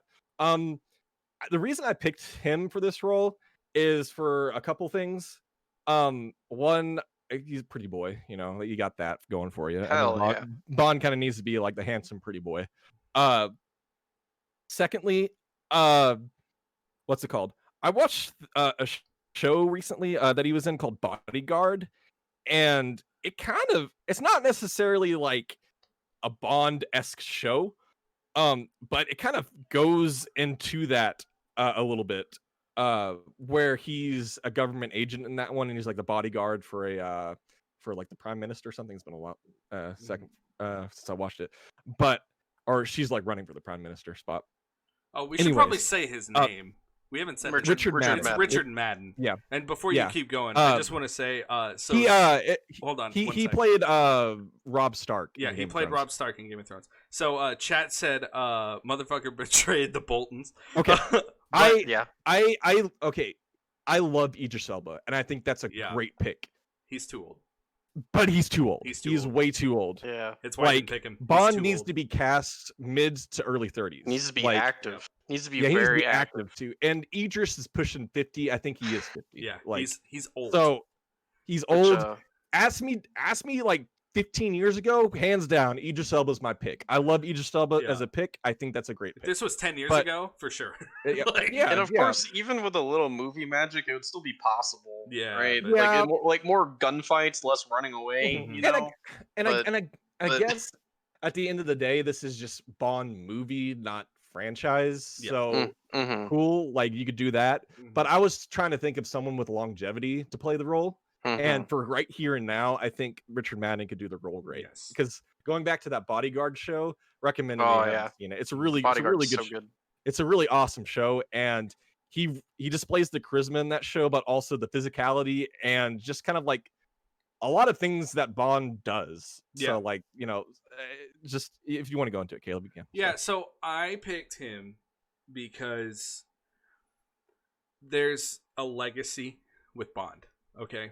Every Bond actor has acted in some things, but Bond is what took their career into what it was, right? So, like, yeah, Richard Madden was in Game of Thrones as Robb Stark. He wasn't in it very long. You know what I mean? Oh, yeah, as any Stark, really. And I'm not going to spoil it in case you haven't seen it, but... We just spoiled it. Well, not really. But just just for reference, the chat was like, who the fuck is that? And that's my point. Okay, he's been in stuff. He's proven he can act. But Sean Connery, George Lazenby, Timothy Dalton, all of them were in stuff. Bond is what propelled them into the acting names that they are today. Richard Madden can do dark. He can do the action. He can do the brooding. He can do the charming. He has it all. He played Prince Charming. He was Prince fucking Charming right after Game of Thrones. Yeah, he played in Cinderella. He was like, he showed up in 1917, and he was memorable in that. For 2 seconds. Rob was my favorite character in Game of Thrones for the longest time. Like, that's my thing, man. I think Richard Madden could bring something that sticks with the tradition of casting a somewhat unknown Bond actor, but also someone who can be charming, brooding, tall, dark, and handsome, and can do the action for it, man. I think Richard Madden is the right age. I think his career is in the right spot. I think, because like that was my thing. I was like, oh, Idris Elba. That's the gut choice for everyone. And that's a super popular choice. Exactly. And I don't necessarily disagree with it if it was 10, 10, 15 years ago. Yeah, and I don't at all. I feel like a big part of why people make that their gut choice, though, is because they've heard everyone else say it. That's true. But I mean, the dude's a fantastic actor. He's not to his discredit. He's got the swagger. He's got the he's the swag for it. He's got the swag, the charm, the brutality. He can do all of it. I think Richard Madden, though, I think he would be honestly a perfect blend of Craig and Connery. I think he could really kind of get in there and operate. With nasty but suave. Exactly. Someone who will fucking kill you, but also be very kind to you. Unpopular opinion: Bond is too close to Idris' role in Luther. Luther, yeah. Yes. Oh, Okay, that's a good point. Yeah, I've heard that before. So What universe does Richard Madden engage with Sean Bean as 006? Oh, the hell best The universe. best universe. Man, I should have recast Sean Bean as a Bond villain. Bring him back. He survived. 006. He survived. So yeah. So Oh, that Richard makes so Madden. that'd be so good, actually. There's nothing to decide here because Ben and I We both tied. picked it. Yeah. Yeah. So and we kind of Without talking to each other Yeah. beforehand again. Yeah, no, we they had did no not- idea. So They had no and idea.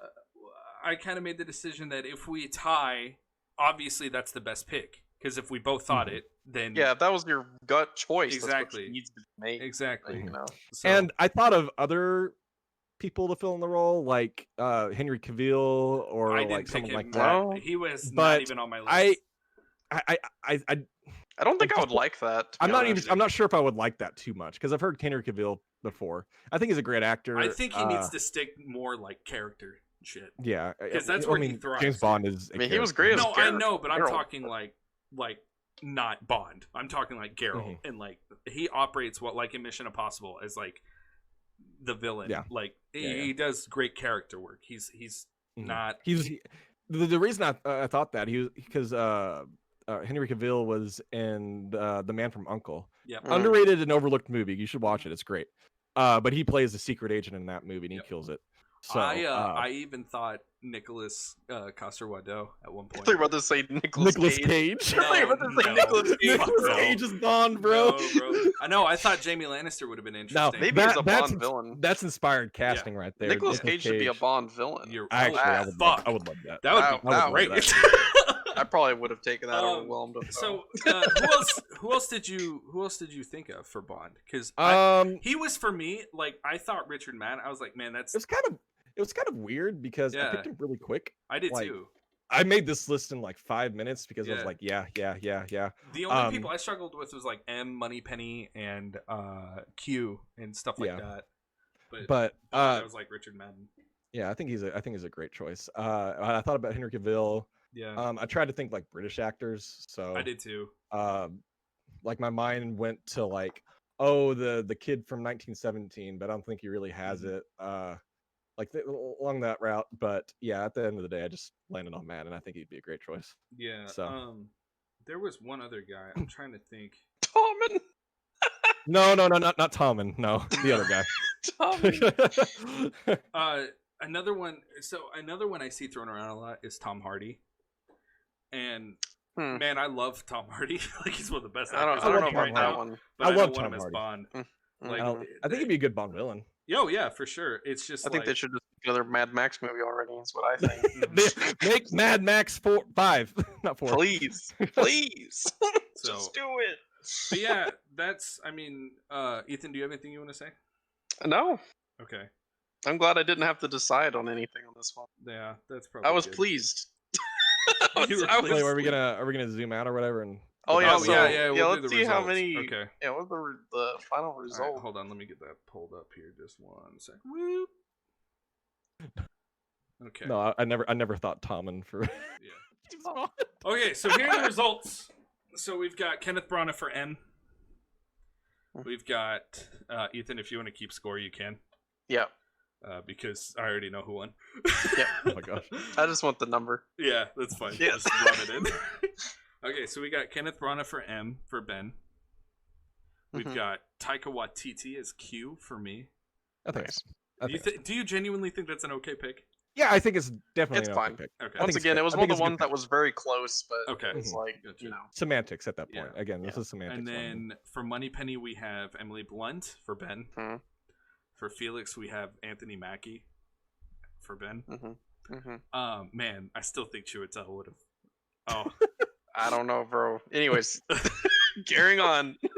For Jaws, we had The Big Show for Caleb. Oh my god! No! We did not. No! We did not, and we never would. No, we had The Mountain, and then Yeah. Russell Crowe for Blofeld, and then Willem Dafoe for Bond villain, and then we each get a point for Bond. Yeah. So I had Evan two. got 7. I had 2 points. 7 individual ones. Nice. Nice. Nice. Okay. So that's our Again, Bond at Dreamcasting. the end of the day, it's not a competition. No, it's not a It's more competition. just who would make the better movie, and I think this But is there a is a solid score movie. at the end. There is a score. It doesn't matter. It's not a Because what comes next, we all suffer. Oh yeah, the next one. I'm terrified of the I'm wheel. actually Dude, so the scared. wheel is the most horrifying thing I've ever created. Again, I'm there's some great so stuff in the wheel, and there's some There's bad some- stuff. in Okay, it. so It's like- just to reiterate for the chat, so we're about to spin the wheels to decide what the theme or genre thing will be for next Wednesday. Yes, this And is the there's already franchise like pick. it's gonna be completely random. There's a ton of things already on there. It's like a Star Wars New Hope remake, Ben Ben 10. 10, Impossible, like a Pokemon Oh yeah. movie. So that's the thing up, Ben. So I added because I thought two things that we needed to have on the list, and I didn't Oh yeah, tell Justice you. League. I Mhm. added Justice League and Kim that's good. Possible to the list. That's fine. Okay. Yeah, So just 'cause- more flame. just more. More I did more one good fuel. one and one like that'll be a fun one. Like, so I swear that to being God, said, it lands on Kim Possible this week. oh dude, we're gonna have so much fun. Anyways, let's Okay. do it, All right, dude. we're gonna I wanna transition. know. Here we go. I want to know. Okay, let me get here. Okay, so this is the wheel. All praise the almighty wheel. All praise be to All Wheel. praise be to wheel. All right, who wants to count it down? Ben, you want to count it down this week? Yeah, sure. 3, 2, 1, go. Fuck. Okay, here Here we we go. go. Wheel of Fortune. Suffering. Inspector Gadget! Inspector No! Gadget. Oh no! No! No! No! Son of a bitch! How am I No! gonna cast this? Dude! What are even the characters? Oh, Okay, there's let's go- Penny, Inspector Gadget, Penny, Claw, Claw. the dog, the dog, the car, the car. The Chief Quimby. Nice. Chief Don't worry. We're gonna do our research for Okay. this one. Okay. Because we have to. Because we don't. Chad said fucking- literally no idea how this one's gonna go. The Yeah, dog's we name is fucking- Brain. I Okay, yeah, forgot about Brain. that. Oh yeah, brain. So yes, of course. here's the question. Here's the question. Do we cast the cartoon or do we recast the Disney movie? Matthew Broderick. The Matthew Broderick Disney movie. Yeah, it'd be easier if you do the movie. Okay. Let's do Because Matthew then you'll Broderick. have like a more set line of characters to Okay. cast for. So we are going to recast the Matthew Actually, Broderick. No. Let's do the cartoon. Why? Just because the live action one might have not included some characters and just have some throwaway. I don't remember. Okay. Like, But you're telling me Either that way, Disney it's was Inspector not, Gadget. Either way, it's Inspector Gadget. Period. Okay. Just, Either So- way, Okay. Maybe we should do a straw poll then. We should do either the Disney live action remake or the cartoon. We should oh, do they're that. gonna pick. They're gonna pick the Disney movie, and I'm fucking excited for it. okay, I'll make one real Okay. quick. Disney? Okay. So that's the other thing. And I forgot to tell this to you guys. Yeah. So all of the characters have to be live action. So they have Yeah, to be played by an actor. So you can't pick a dog to play a dog. Like you have to for example, like if we're casting the dog, like I would pick Danny DeVito. Like that's what has to happen. And then you have to argue who's gonna play a better dog. It's not That's kind of dangerous.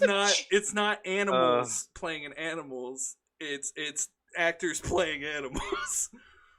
So there are dog actors. It's true. There is- are. that is but true. That's not how Dreamcast works. that's not how Dreamcasting works. Unfortunately. So like for- we Man, have to. I'm gonna vote. I'm gonna vote on this. I'm voting on this one. You Okay, can't good. sway the vote. Oh man. Okay, so let us know when that poll's done, Ethan. Fuck, how are we gonna do this? Yeah. Like, So do the we poll is cast up, the so car? make sure you go ahead and vote. And the thing that sucks is we can't break the rules on this. Nope. Nope. No. What is it? No. It's the leading live into the action it's one. leading into the Oh my live God. action. You know what that means, Look. Ben? That means we have to rewatch it. No. Dude, I'm not watching that movie. Will Oh. it be an Andy Serkis type situation or like an actor in a character suit? I think Someone's an actor, gonna have I to think play an the actor- car. An actor in the character suit. So what? Are they all gonna get inside of? Yeah, Oh god! I don't know. Oh god! But Toby really needs his big break. I'm sorry, Jackie. I apologize. Toad, I can't bro. cast your dog. I have to pick an actor. And I will throw a monkey in this wrench and see what you think about it, Ben. We cannot cast Andy Serkis for mocap. Yeah, that's fine. Okay. I can do that. If y'all don't pick Nicolas Cage for Inspector Gadget, Oh, dude, I'm so gonna make mad. the wildest Inspector Gadget cast you've ever fucking. So this. It better be Batista. Okay, so obviously next week is gonna be a lot more silly. It's not gonna be a serious discussion like this week and last week's were. So yeah. So what's the straw poll at? Yeah, it's you the know live what it action. It's live. It's the live. Yeah, so you know we what it is. have- Fuck. I Live regret action asking. version. Yeah. Andy I told Serkis you. for every. All right. Well, Ben, why'd you let me do this? Andy Serkis for every single character except the dog. Ben, I have this great idea. I'm gonna put a wheel. All right, we're gonna put all these random ass franchises on it. Oh my god, make it super serious with Tom Cruise. Ooh. Ooh, Okay. a dark and Okay. brooding Inspector So Gadget. so let's be on. Okay, so we need to figure out the rules here. Do we want it to be like a serious reinterpretation of Inspector Gadget, or are we specifically casting No, we're the Disney live-action movie? We did the straw. Wait, do you want to do like a super gritty, edgy Inspector Gadget movie? I don't know. Casting? I don't know. So we can't Uh. change anything about the Disney movie, right?